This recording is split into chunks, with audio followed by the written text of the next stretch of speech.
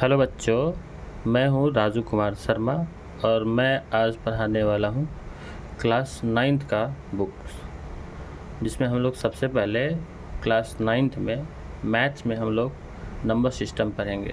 Number system पढ़ने से पहले हमें उसके बेसिक के बारे में जानना बहुत ज़रूरी है। तो आजा बच्चों, हम लोग देखते हैं उसके बेसिक में क्या क्या है, उसको हम लोग पढ़ते हैं। उसके बाद हम लोग एक्सरसाइज को बनाएंगे, उसको एक्सरसाइज को समझेंगे।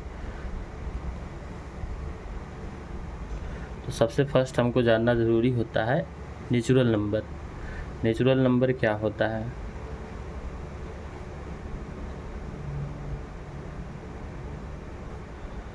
नेचुरल नंबर बेसिकली हम लोग काउंटिंग के नंबर को नेचुरल नंबर कहते हैं। इसका एग्जांपल 1 2 3 4 5 6 ऐसे करके ये इन्फिनाइट तक हो सकता है, क्योंकि नंबर का कोई तो अंत नहीं है, इसीलिए इसका एग्जाम्पल इन्फिनाइट तक हम लोग लेंगे। इसके बाद आता है नेचुरल नंबर के बाद आता है होल नंबर।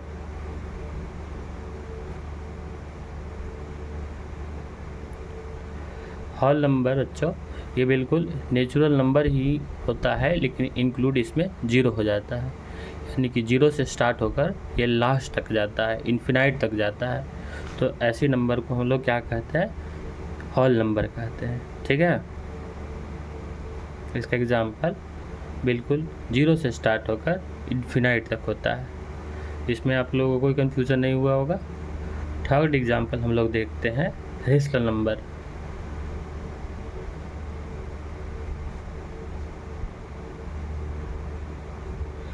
रेशनल नंबर बच्चों जिसको हम लोग P/Q के रूप में लिखते हैं, और Q not equal to zero होना चाहिए, यानी कि ये जो Q है इसका वैल्यू जीरो नहीं होगा तो रेशनल नंबर होगा। ठीक है, इसका एग्जांपल हम लोग 5/4 या 6 भी लिखेंगे तो ये रेशनल नंबर होगा बच्चों, क्योंकि इसके नीचे में 1 हिडन रहता है। ओके, 12/15, 18/19 और 0 भी एक रेशनल नंबर है, याद रखिएगा। ठीक है, 4 में हम लोग देखेंगे बच्चों इंटीजर।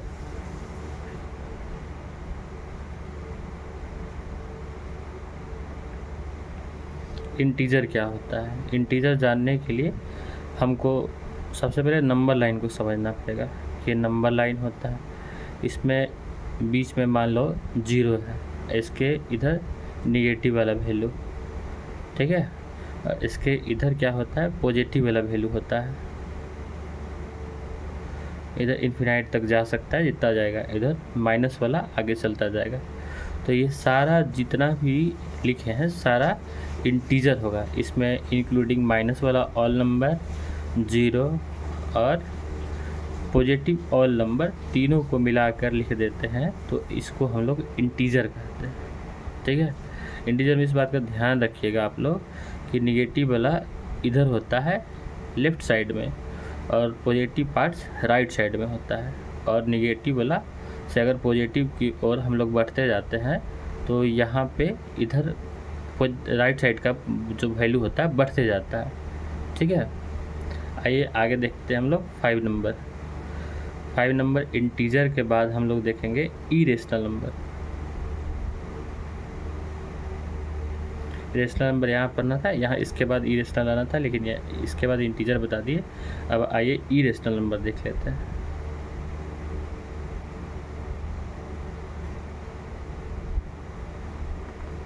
इरेशनल नंबर क्या होता है?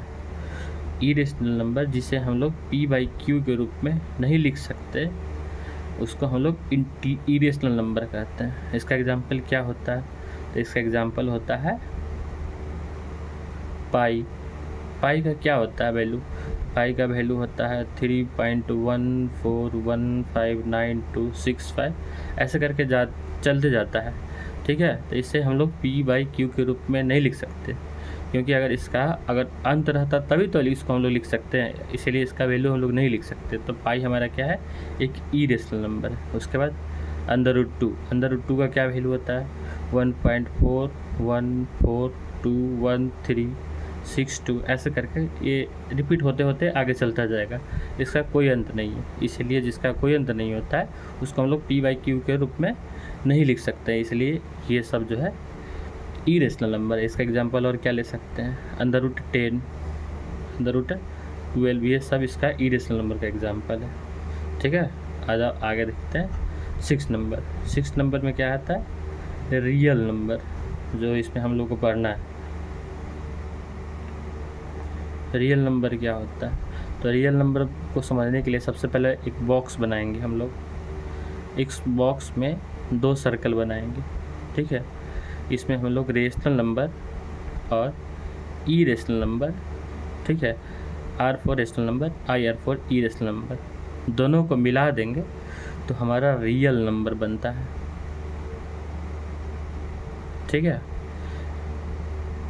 रेशनल नंबर और इरेशनल नंबर दोनों को मिला के हमारा क्या बनता है, रियल नंबर। ठीक है, इसमें हम लोग रियल नंबर में रेशनल नंबर और रियल नंबर दोनों के बारे में पढ़ेंगे। उसके बाद क्या पढ़ना है हम लोग को, ये सब बस जाना है, कहीं पे यूज होगा तो हमको काम देगा। 6 के बाद 7 देखते हैं, ऑड नंबर। ऑड नंबर क्या होता है बच्चों, ऑड नंबर होता है ऐसा नंबर जो 2 से डिवाइड हो जाता है। कैसे, 2 से डिवाइड नहीं होता है, माफ़ कीजिएगा, 2 से जो डिवाइड नहीं होगा बच्चों उसे हम लोग क्या बोलेंगे, ऑड नंबर बोलेंगे। इसका एग्जांपल क्या होगा, 3 5 7 9 11, ये सब क्या है, ऑड नंबर है। ठीक है, ये 2 से डिवाइड नहीं होगा। आ जाइए, इसके बाद देखते हैं इसका आगे इवन नंबर।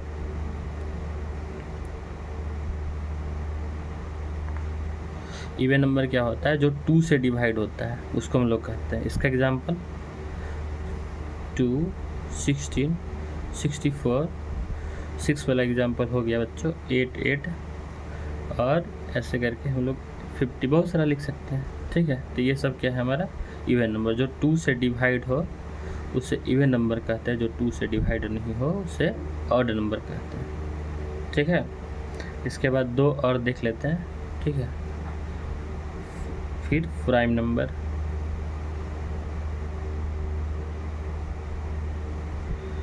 प्राइम नंबर बोले तो जो सेल्फ से और 1 से डिवाइड हो।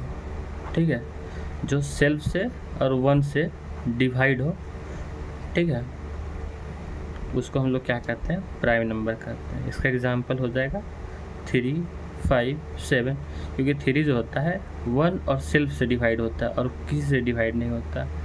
5 1 और 5 से ही डिवाइड होता है और किसी से डिवाइड नहीं होता। ठीक है, उसके बाद हम लोग देखेंगे composite number.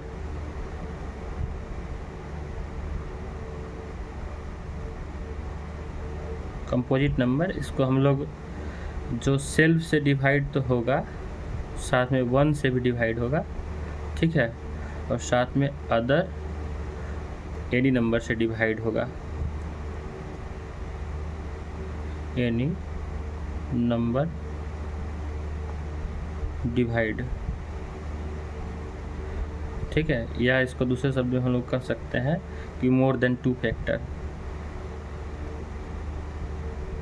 More than 2 factor, यानी कि एक तो होगा उसका फैक्टर, ठीक है, सेल्फ भी होगा, उसके साथ में कोई और नंबर से भी ये डिवाइड रहेगा तो उसको हम लोग कहेंगे। इसके एग्जांपल हम लोग देखेंगे तो 8 1 से तो कटेगा, 8 से कटेगा, साथ में 2 और 4 से भी कटता है, इसलिए 8 जो होगा हमारा कंपोजिट नंबर होगा। और कंपोजिट नंबर में क्या एग्जांपल ले सकते हैं, 32 क्या होगा, 1 से तो डिवाइड हो रहा है, साथ में 32 से भी डिवाइड है, यानी कि 2 इसका फैक्टर है, साथ में इससे ज़्यादा, यानी कि 2 से भी डिवाइड हो रहा है, 4 से भी डिवाइड हो रहा है, 6 से भी डिवाइड हो रहा है। 6 से डिवाइड होगा, नहीं होगा। ठीक है, और किसी से डिवाइड होगा, 16 से डिवाइड होगा। मोर देन 2 फैक्टर 1 से 2 के छोड़ा के 2 4 16 से डिवाइड हो रहा है, यानी कि मोर देन 2 फैक्टर जिसका होगा उसको हम लोग कंपोजिट नंबर कहेंगे। ठीक है, तो आज के लिए इतना ही रहने देते हैं। नेक्स्ट डे हम लोग इसका जो भी एक्सरसाइज का क्वेश्चन दिया हुआ रहेगा उसको बनाएंगे। ठीक है।